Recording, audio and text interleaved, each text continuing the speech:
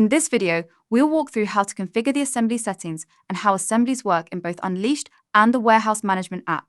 To get started, navigate to Settings in the top right corner. Here, you'll find the assembly settings listed just below the picking mode and picking source options. The first setting is Create Order to pick components and assemble.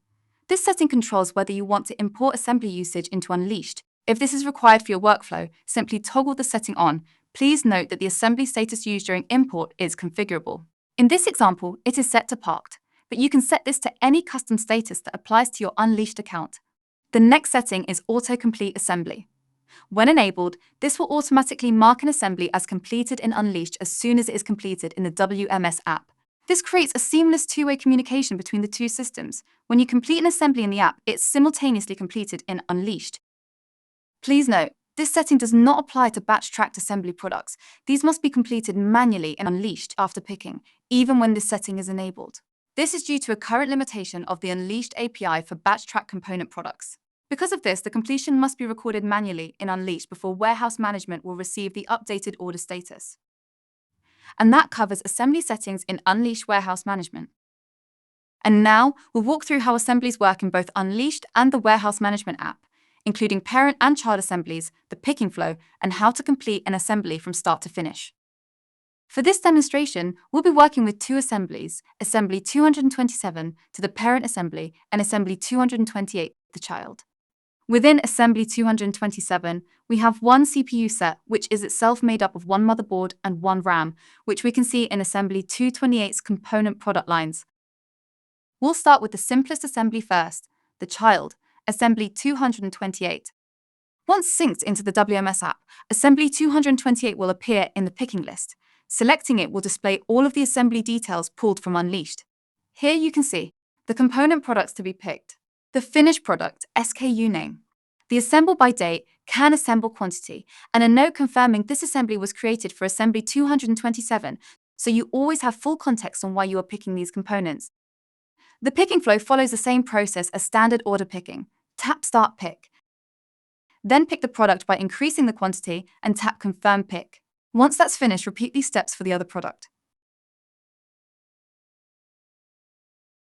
Once all components have been picked, you'll reach the final stage of the assembly. A summary screen will display the assembled product, the CPU set, and the order status will show as picked.